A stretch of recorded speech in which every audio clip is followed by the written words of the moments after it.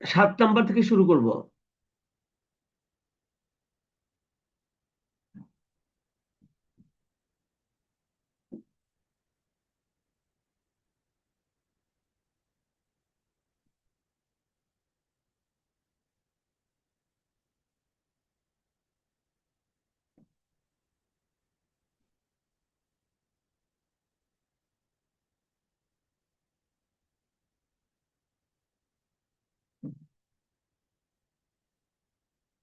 দেখো,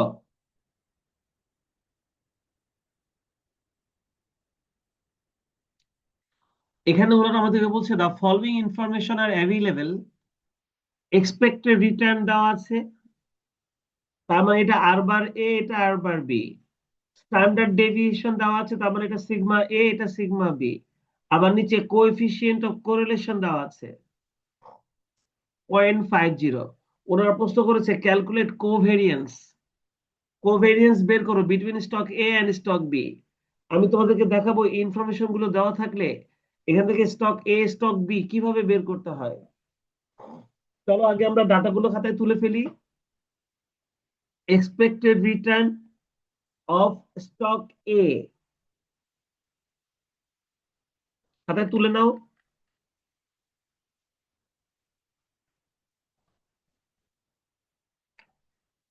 expected return of stock A, এটাকে আমরা বলবো আর বার এ। এটা সমান সমান 15%।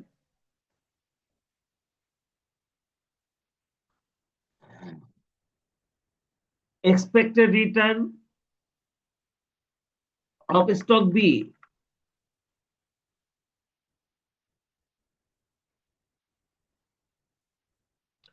এটা হচ্ছে আর বার বি, এটা হলো 16%।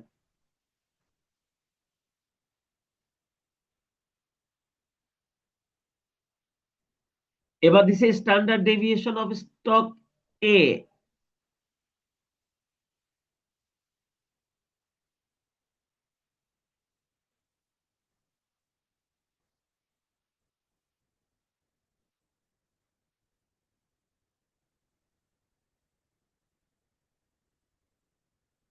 Standard deviation of stock A, এটাকে আমরা বলবো সিগমা এ।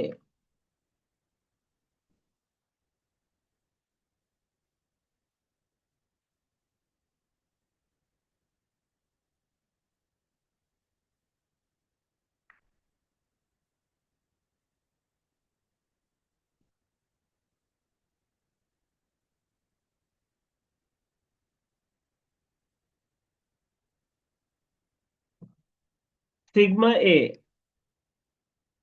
এটা সমান সমান 8%। আর standard deviation of stock B,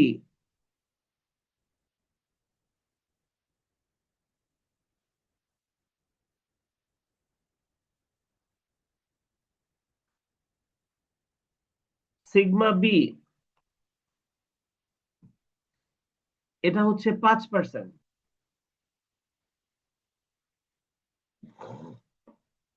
আরেকটা দেওয়া আছে কোএফিসিয়েন্ট অফ কোরিলেশন।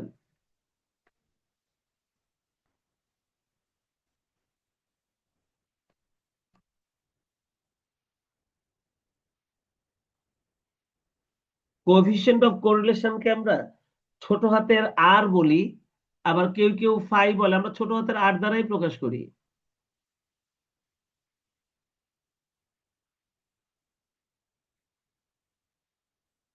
ছোট হাতের আর দ্বারা প্রকাশ করা হয় কোরিলেশন, আর ছোট করে নিচে লেখা হয় এ বি। এইভাবে কোরিলেশনকে নির্দেশ করা হয়।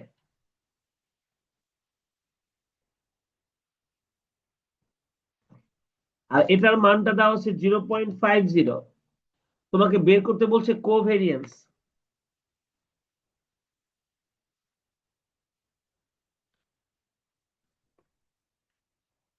কোভেরিয়েন্স অর্থাৎ এটাকে আমরা সিওভি,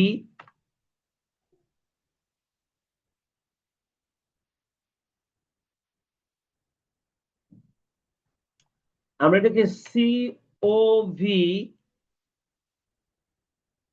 এ বি বলি।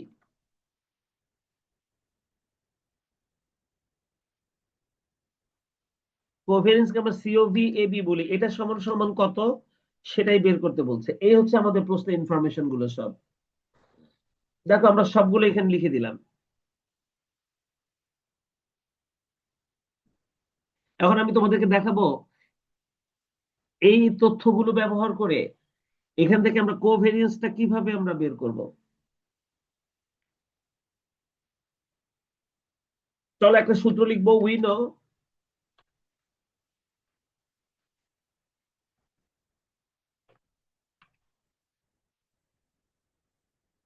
Correlation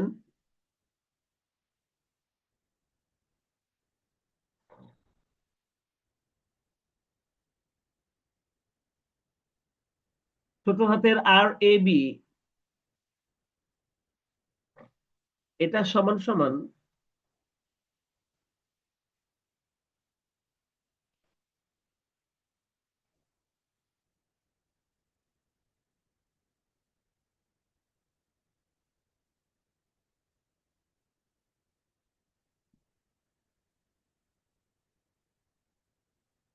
covariance A B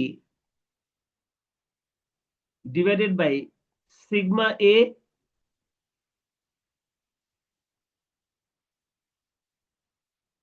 into sigma B।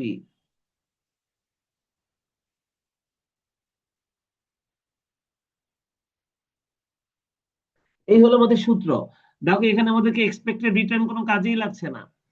তাহলে এই সূত্রটা তোমরা নোট করে নিবা যে কোরিলেশন এ বি সমান সমান covariance A B divided by sigma A into sigma B.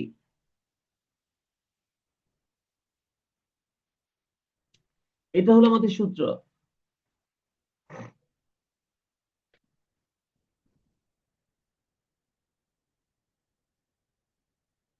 এবার বলো এই কোরিলেশন এ বি এর মানটা না 0.50,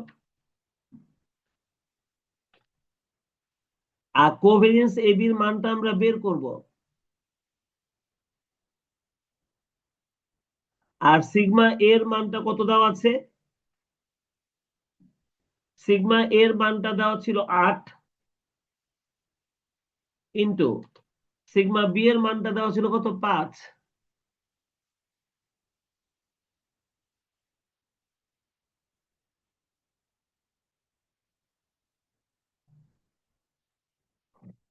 তার মানে 40,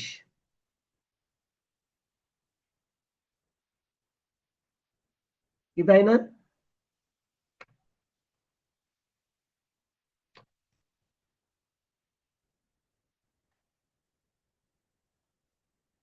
তাহলে 0.50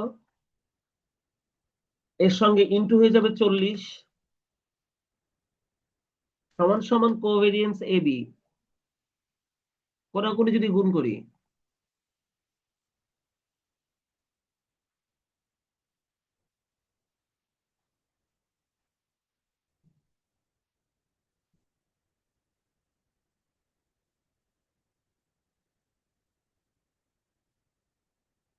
তাহলে কোভেরিয়েন্স এ বির মানটা কত আসে?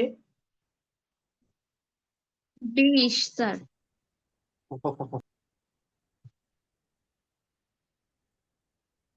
কত? 20। জি স্যার।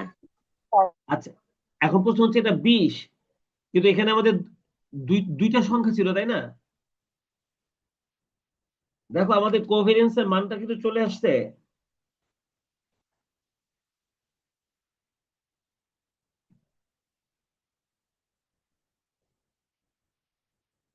তাহলে আমাদের কোভেরিয়েন্স মানটা চলে আসছে 20, তাই তো?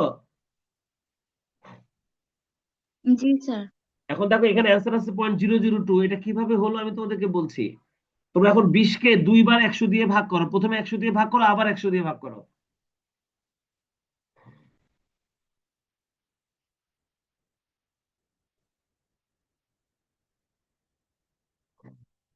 জি স্যার।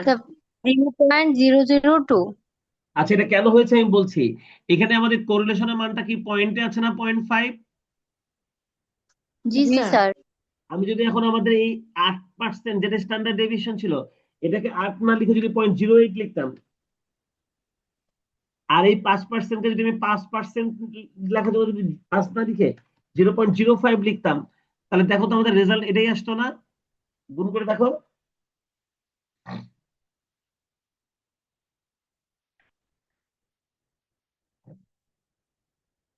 তাহলে কোভেরিয়েন্স এর মান টেপে দেখো তো এটা আমাদের কত আসতো।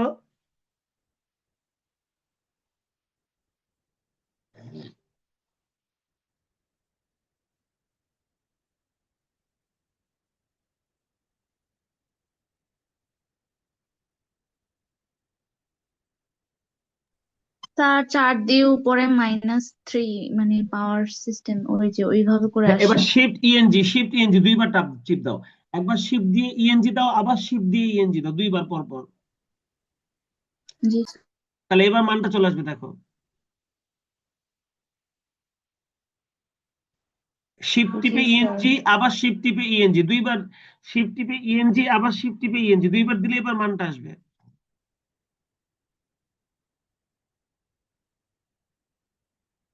0.004 পাওয়ার 00 আছে। 4 আসে? তুমি কি এই জি এই স্যার, দুইটা এই জিরো দুইটার পয়েন্ট গুণফল, জিরো জিরো এই দুইটার ফোর গুণফল বলছো? শিফট ইএনজি করার পর। হ্যাঁ, তুমি কি এই দুইটার গুণফল বলছো অনলি, তাই না? এই দুইটার গুণফল বলছো। জি স্যার। হ্যাঁ, তাহলে এখানে লিখে ফেলো 0.004, তাই না? এবার এটার সাথে 0.5 গুণ করো।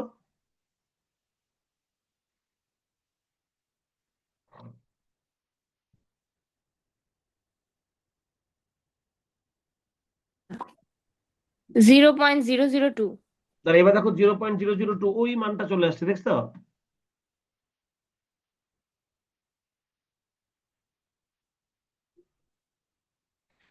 তো মাইনাস পাওয়ার আসলে শিফট ইএনজি টিপ দিয়ে এটা করতে হয়। ওইটাকে অ্যাভয়েড করার জন্য আমি পূর্ণ সংখ্যা দিয়ে করেছিলাম। তো পূর্ণ সংখ্যাতে করলে যে রেজাল্টটা আসে সেটাকে দুইবার 100 দিয়ে ভাগ করে তারপর তোমাকে অ্যান্সারটা লিখতে হবে। তো সেই ঝামেলা যদি না যেতে চাও তাহলে মনে রাখো শিফট প্লাস ইএনজি, শিফট টিপ দিয়ে ইএনজি টিপ দিয়ে পাওয়ার মাইনাসটাকে 00 বানাতে হয়। পাওয়ারটাকে 00 বানালে যে মানটা আসে ওই মানটাই লিখতে হয়। তাহলে আমরা এটাকে এখানে একটা কাজ করতে পারি, স্ট্যান্ডার্ড ডেভিয়েশনকে 8% লিখে পাশে লিখে ফেলতে পারি, অর 0.08। আবার এখানে লিখতে পারি 5% জায়গায় এখানে লিখে ফেলি অর 0.05।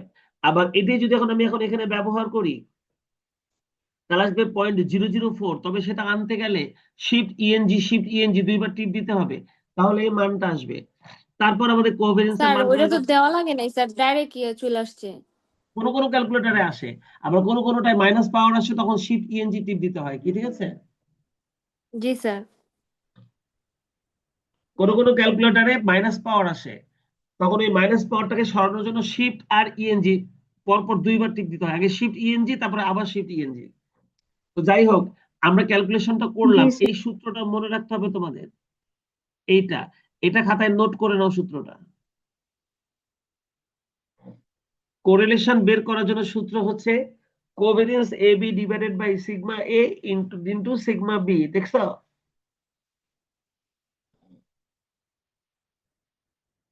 তাহলে এটা ছিল 7 নম্বর কোশ্চেন।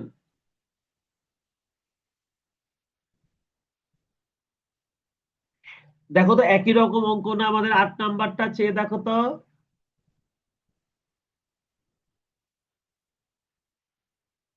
জি স্যার। তোমরা নিজেরা করবে, ঠিক ওই পয়েন্ট দিয়েই করবে, শিফট ইএনজি টিপে করবে, দেখবা রেজাল্টটা চলে আসবে, ঠিক আছে?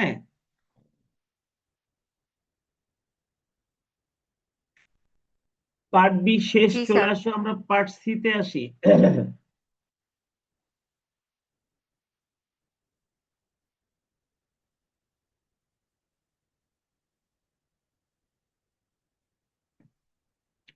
পার্ট সি এর প্রথম অঙ্ক, একটু মনোযোগ দিয়ে দেখো, এটা হয়তো বুঝাই দিলে তোমরাই পারবে, একটু বুঝাই দিলেই তোমরাই পারবে, একটু খেয়াল করে দেখো। দেখো তো, আমাদের four securities have the following expected return. আমাদের expected return A B C D দেওয়া আছে না? চারটা সিকিউরিটির এক্সপেক্টেড রিটার্নটা দেওয়া আছে না, দেখো তো। জি স্যার। এবার দেখো, calculate the expected return on a portfolio. এই আমাদেরকে পোর্টফোলিও রিটার্ন বের করতে বলছে, তোমাদের বাড়ি কাজ দিয়েছিলাম মনে পড়ে? Of all four securities under the following conditions. এবার দেখো তো, পোর্টফোলিও রিটার্ন বের করতে গেলে ওয়েট লাগে। প্রথমে বলছে the portfolio weights are equal, এটা দিয়ে প্রথম অঙ্ক করতে হবে। এই চারজনের মধ্যে 1 ভাগ করে দিলে প্রত্যেকের ভাগে ওয়েটটা 0.25 করে পড়বে না? তাহলে WA, WB, WC, WD সবার ওয়েট হবে 0.25। এটা দিয়ে 1 নম্বর অঙ্কটা করতে হবে, ঠিক না বলো তো? জি স্যার। তাহলে রেজাল্ট 14.25% আসবে। 2 নম্বরে বলছে the portfolio weights are 10% in A, তাহলে মোট 100%-এর মধ্যে এর ওয়েট হচ্ছে 10%, মানে 0.1। তাহলে WA হচ্ছে 0.1, তাহলে বাকি থাকে 0.9। when the remainder equally divided among other 3 stocks, তাহলে WB, WC, WD এদের তিনজনের মধ্যে 0.9টা ভাগ করে দিলে প্রত্যেকের ভাগে 0.3 করে পড়বে না? আমার কথা বুঝছো? জি স্যার। তাহলে বলো দেখি, 2 নম্বরে WA হবে 0.1, WB হবে 0.3, WC হবে 0.3, WDও হবে 0.3, তাই না?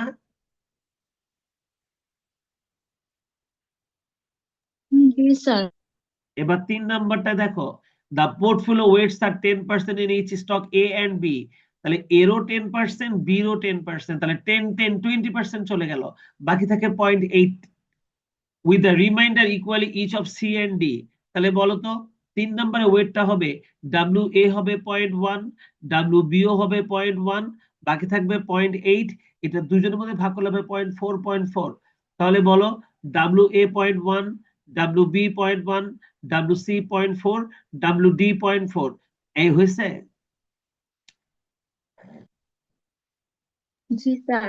তাহলে বলো তো দেখি, এই 1 নম্বর অঙ্কটা 3টা রিকোয়ারমেন্ট যদি হয়ও বা, আমরা কি শিখছি না এই পোর্টফোলিও রিটার্ন বের করাটা শিখছি না? এটা পারবা না তোমরা?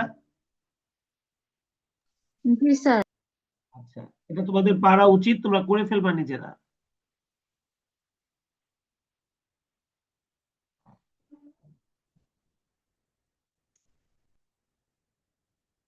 এবার দেখো তো, 2 নম্বর অঙ্কটার মধ্যে ওনারা রিটার্ন দিয়ে দিয়েছে, আবার প্রবাবিলিটি দিয়ে দিয়েছে। আমি তোমাদেরকে শিখেছিলাম প্রবাবিলিটি আর রিটার্ন থাকলে গুণ করে যোগ করলে এক্সপেক্টেড রিটার্ন পাওয়া যায়, শিখেছিলাম। জি স্যার। আমরা করছিলাম এর জি আগে স্যার। প্রবাবিলিটি দেওয়া অঙ্ক, পার্ট বি তে প্রবাবিলিটি দেওয়া অঙ্ক করছিলাম নাকি করিনি? স্যার এগুলোতে না, বাট এক্সপেক্টেড রিটার্নের অঙ্ক করছিলাম যে, তখন তো আচ্ছা আচ্ছা, করছিলাম। হ্যাঁ আগের অঙ্কটাতে, জি হ্যাঁ মানে স্যার। বুঝছো, এই চ্যাপ্টারে না জি করলেও তোমরা স্যার। আগে করেছো তাই না? হ্যাঁ, আমাদের ওই চ্যাপ্টারে জি করছিলাম। তো স্যার। বলো দেখি, প্রবাবিলিটি আর রিটার্ন যেহেতু রয়েছে, এই দুটোকে গুণ করে যোগ করলে আমরা একটা এক্সপেক্টেড রিটার্ন পাবো এক্স এর জন্য, একটা এক্সপেক্টেড রিটার্ন পাবো ওয়াই এর জন্য। তারপরে আমরা আর বার এক্স আর আর বার ওয়াই ইচ্ছা করলে এই ইনফরমেশন থেকে বের করতে পারবো। পারবো স্যার। ওনারা 1 নম্বর রিকোয়ারমেন্টে বলছে এক্সপেক্টেড রেট অফ রিটার্ন বের করো দুইজনের, বলো এটা পারা যাবে? এবার বলছে পারবো তুমি ইনশাল্লাহ। পোর্টফোলিও রিটার্ন বের করো যদি ইকুয়াল ওয়েট হয়, তাহলে দুইজনের মধ্যে ইকুয়াল মানে 1 যদি দুইজনের মধ্যে ভাগ করা হয়, তাহলে 0.5 0.5 হবে ওয়েট। তাহলে এক্সপেক্টেড রিটার্ন পেলাম, ওয়েটটাও ইকুয়াল পেলাম, তাহলে কি এখান থেকে পোর্টফোলিও রিটার্নটাও আমরা বের করতে পারবো? জি স্যার। তাহলে এক্সপেক্টেড রিটার্নটা আমরা আগের মতো করে বের করব, যেটা তোমরা আগে করেছিলা প্রবাবিলিটির সাথে গুণ করে যোগ করে। আর ওয়েটটা যেহেতু ইকুয়াল বলে দিয়েছে, তাহলে ওয়েট অলওয়েজ 1, দুজনের মধ্যে ভাগ করলে হবে 0.5 0.5। তাহলে আমরা কিন্তু এই ওয়েটটা ব্যবহার করে আর এই দুটো এক্সপেক্টেড রিটার্ন ব্যবহার করে আমরা কিন্তু পোর্টফোলিও রিটার্নটাও বের করতে পারবো। সো 2 নম্বরটাও তোমরা পারবে করতে এবং এটা করে ফেলবে তোমরা।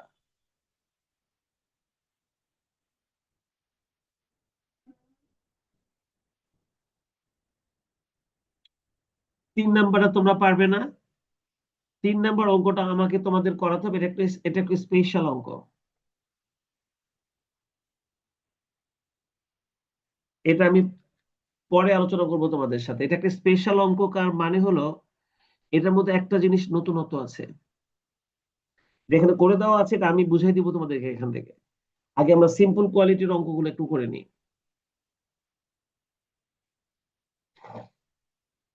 4 নম্বর অঙ্কটার দিকে তাকাও, এটা একটা ভালো অঙ্ক। দেখো তো 4 নম্বর অঙ্কটার মধ্যে ওনারা কতগুলো ক্যালকুলেশন করতে বলছে, কোভেরিয়েন্স বের করতে বলছে, আবার কোরিলেশন বের করতে বলছে। এই অঙ্কটা অনেক ভালো একটা অঙ্ক, কোভেরিয়েন্সও বের করতে হবে, কোরিলেশনও বের করতে হবে।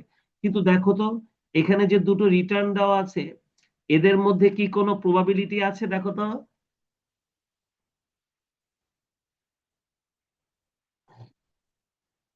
এখানে কোনো না প্রবাবিলিটি স্যার। আছে? না মনে রেখো, যদি ওনারা কোভেরিয়েন্স বের করতে বলে, আমাদের প্রথম কাজ এক্সপেক্টেড রিটার্ন বের করা। কিন্তু এক্সপেক্টেড রিটার্ন বের করতে গিয়ে যদি প্রবাবিলিটি না থাকে, তখন গড় রিটার্নকেই আমরা এক্সপেক্টেড রিটার্ন বলি। এই জিনিসটা বোধহয় আমরা এর আগে একটা চ্যাপ্টারের মধ্যে করেছিলাম, সেখানে শিখেছিলাম, তাই না? তাই কোভেরিয়েন্স বের করতে গেলে আগে এক্সপেক্টেড রিটার্ন লাগবে। দেখো আমি আগে একটা এক্সপেক্টেড রিটার্ন বের করে নিয়েছি, ওই যে নিচে দেখো। তোমরা খাতা নাও, আমার সঙ্গে সঙ্গে করো, খাতা নাও, খাতা নাও। ক্যালকুলেশন অফ কোভেরিয়েন্স, এটা হাতে হাতে করি। ওনারা আমাদেরকে যে এ number requirement A, calculation of covariance, এটা লেখো। Requirement A, calculation of covariance, এটা লেখো।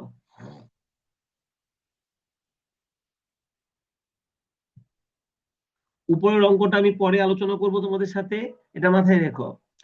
এবার এই 4 নম্বরের এ নাম্বার রিকোয়ারমেন্ট, অর্থাৎ কোভেরিয়েন্সটা কিভাবে বের করছি আমরা সেটা শেখাবো। তোমরা খাতা নাও।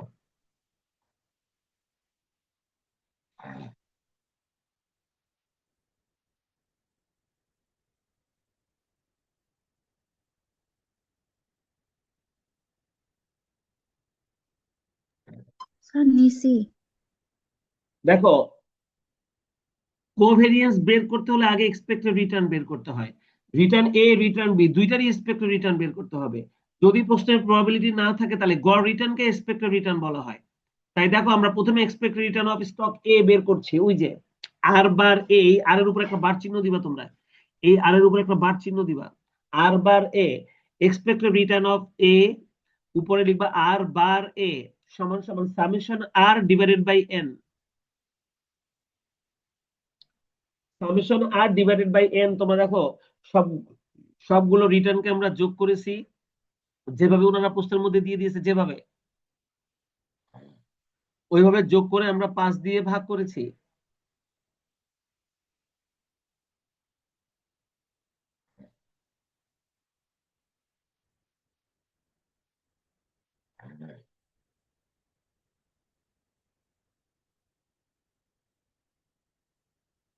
তার আগের চ্যাপ্টারে তো আমরা এরকম ম্যাথ করছিলাম।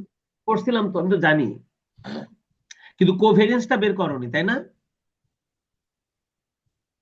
স্যার কোভেরিয়েন্সও বের করছি, ওই যে স্ট্যান্ডার্ড ডেভিয়েশনের রুটটা ছাড়া বাকিটা হয়ে গেলে না না না, সূত্রটা ওটা হয়ে যায়। কোভেরিয়েন্স না, ওটা শুধু ভেরিয়েন্স। ও ওটা কোভেরিয়েন্স জি ছিল না স্যার। তানজিনা, ওটা শুধু ভেরিয়েন্স ছিল। এখন তুমি কোভেরিয়েন্স শিখবা, দেখো সেটা একটু আলাদা। তাই এটা করে নাও, শুধু এইটুকু একই রকম। দেখো তো, এটা 0.06 or 6% আসছে না স্টক এর এক্সপেক্টেড রিটার্ন? জি স্যার। এবার বি এরটা বের করো।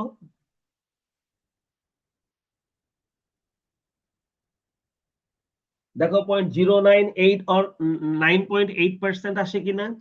কোভেরিয়েন্স বের করতে হলে আগে আমাকে এক্সপেক্টেড রিটার্ন বের করে নিতে হয়।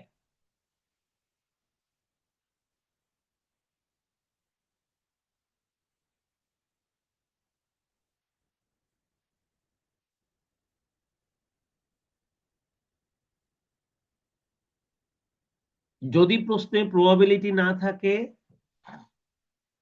তাহলে কোভেরিয়েন্সটা কিভাবে বের করতে হয় দেখো।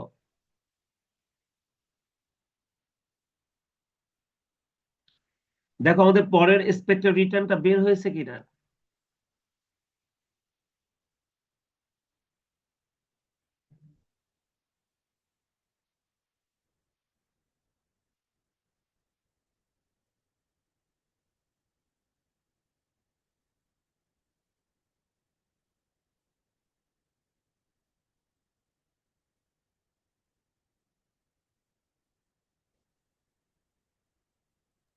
স্যার হয়েছে।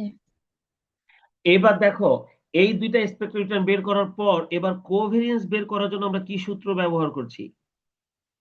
এই যে সূত্রটা, কোভেরিয়েন্স এ বি, এই যে দেখো সূত্রটা লিখেছি, summation R A minus R bar এ, এই দ্বিতীয় আর এর উপরে বার হবে, আর এখানে R B minus R bar B divided by n minus one, R A minus R bar A, এখানে আর বার লিখবা, আর into R B minus R bar B, এর আগে একটা সামেশন চিহ্ন, divided by n minus one. এটা হলো আমাদের কোভেরিয়েন্সের সূত্র। এই সূত্রটা তোমাদেরকে মনে রাখতে হবে, খাতায় নোট করে রাখতে হবে। এটা হলো কোভেরিয়েন্স বের করার সূত্র। তো পরেরটাতে না বার হবে? হ্যাঁ, এই আর বি এর উপরে পরেরটার উপর বার, এখানেও পরেরটার উপর বার, এখানেও পরেরটার উপর বার, হুম হুম। বারটা হবে পরেরটার উপর, বুঝছো? R A minus R bar A into R B minus R bar B divided by n minus one. তোমরা সূত্রটা লেখো, আমি তারপরে বুঝাই দিচ্ছি কিভাবে মানগুলো লিখেছি। আমি বুঝাই দিচ্ছি।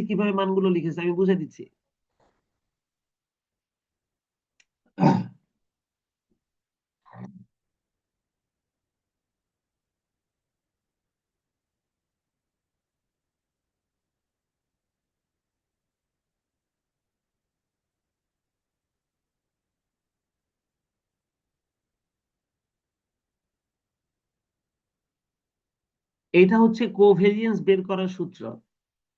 কিন্তু যদি কোরিলেশন দেওয়া থাকতো, তাহলে আমি ওই একটু আগে যে ছোট সূত্রটা লিখছিলাম ওইটা ব্যবহার করতাম, বুঝছো? কোরিলেশন তো আর নাই, সেই জন্য আমাদেরকে এই সূত্র ব্যবহার করে কোভেরিয়েন্সটা বের করতে হবে। একটু আগে আমরা কোভেরিয়েন্স বের করছিলাম, তবে সেখানে কোরিলেশন দেওয়া ছিল, আর এখানে কোনো কোরিলেশন দেওয়া নাই। সেই জন্য আমাদেরকে এই সূত্রটা ব্যবহার করে এই অঙ্কটা করতে হবে। তোমরা কি সূত্রটা লিখেছো? জি স্যার। এবার দেখো, তোমরা একটু তোমাদের ইয়ের মধ্যে দেখো, খাতার মধ্যে দেখো, এ স্টকের প্রথম রিটার্নটা কত ছিল?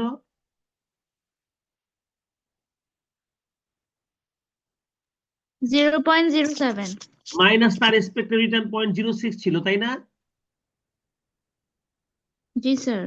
এবার দেখো তো, বি এর প্রথম রিটার্নটা কত ছিল? 0.12। এই দেখো 0.12টা লিখেছি মাইনাস, এবার তার এক্সপেক্টেড রিটার্নটা লিখেছি 0.098। দেখেছো? জি স্যার। তাহলে বলো তো, ওর প্রথম রিটার্ন মাইনাস তার এক্সপেক্টেড রিটার্ন, আবার বি এর প্রথম রিটার্ন মাইনাস তার এক্সপেক্টেড রিটার্ন, এইটুকু হচ্ছে একটা আইটেম, বুঝছে? জি স্যার। এবার প্লাস দিয়ে এবার দ্বিতীয়টা, এবার দেখো ওর দ্বিতীয়টা ইন্টু আর এক্সপেক্টেড রিটার্ন, এবার ওর দ্বিতীয়টা ইন্টু তার এক্সপেক্টেড রিটার্ন, খেয়াল, মাইনাস তার এক্সপেক্টেড রিটার্ন, দেখছো? আগে এক নাম্বারটা গেছে, এবার দুই নাম্বার রিটার্নটা লিখেছি, খেয়াল করো।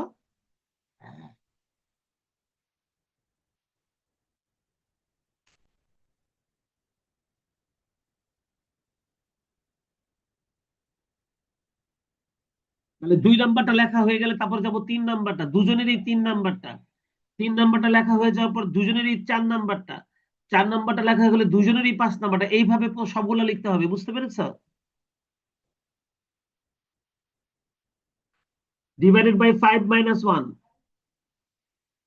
দেখো তো, আমি ক্যালকুলেশন করে যে রেজাল্টটা বের করেছি, -0.0047, এটা আসে কিনা? নিজেরা ক্যালকুলেশন করে দেখো এটা আসে কিনা।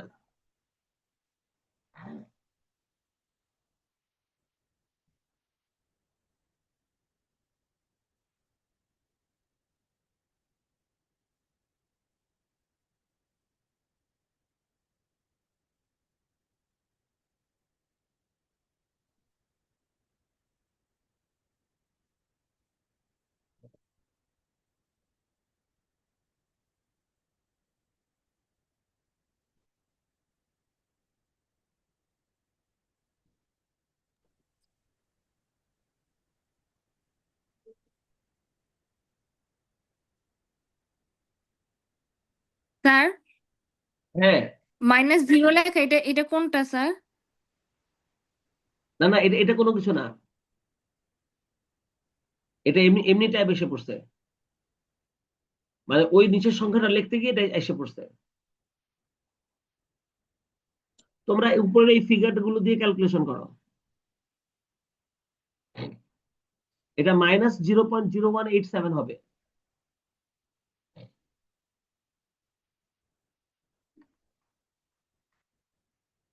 এই যে 1 2 3 4 5, হ্যাঁ ঠিক আছে।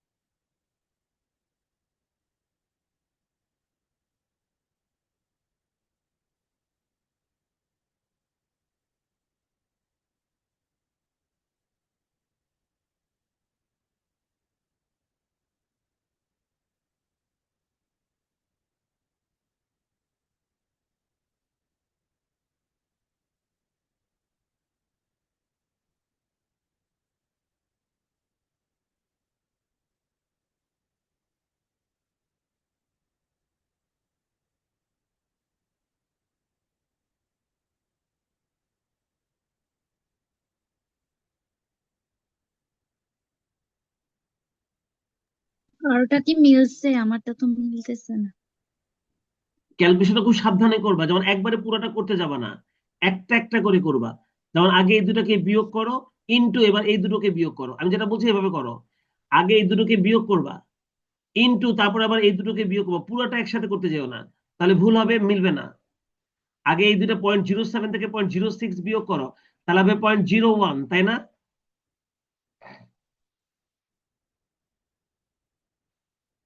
ইনটু এবার 0.12 থেকে 0.098 বিয়োগ করো, তাহলে কত হয় সেটা লেখো, এই দুটোকে আগে ইনটু আকারে লেখো, এইভাবে করো।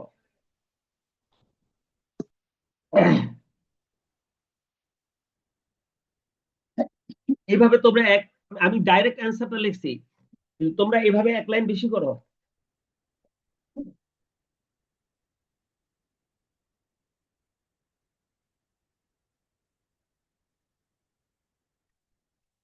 এরপর 0.09 থেকে 0.06 বাদ দিলে 0.03, 0.15 থেকে 0.098 বের করে বাদ দিলে কত হবে, সেই দুটোকে পরবর্তী লাইনে গুণ করবা।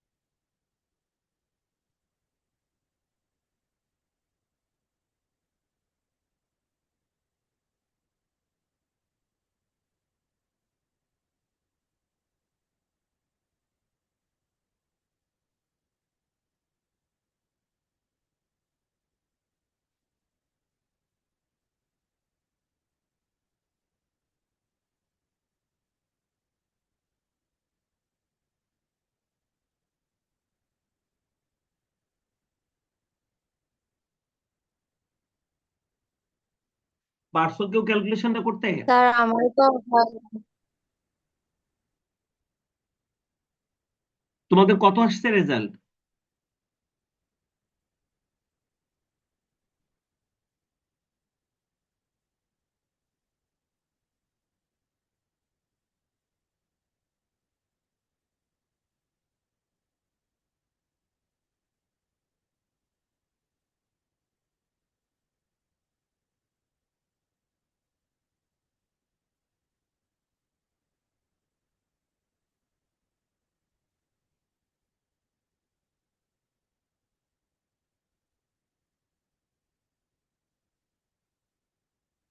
এই দুইটা কিন্তু প্লাস হয়ে যাবে, এই যে এই দুইটা কিন্তু প্লাস হয়ে যাবে,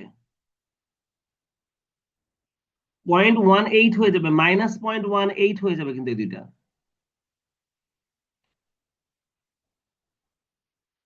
এই দুইটাও কিন্তু প্লাস হয়ে যাবে, জি স্যার। কিন্তু চিহ্নটা মাইনাস হবে।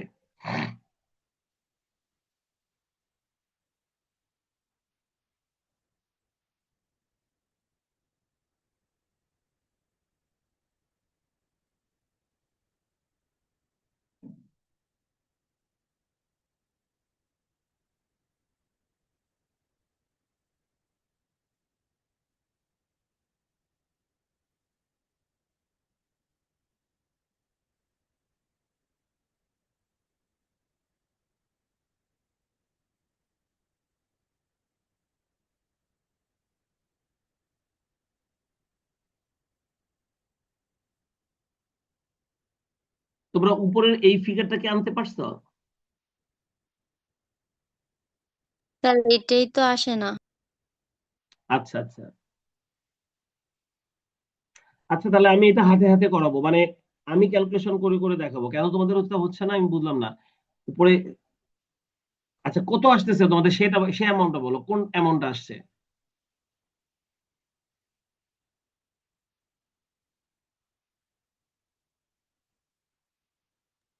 স্যার আপনার তো 0.0137 আসে, আমাদের 0.0000, মানে অনেকগুলা জিরো আসে, তারপরে একটা সংখ্যা আসে।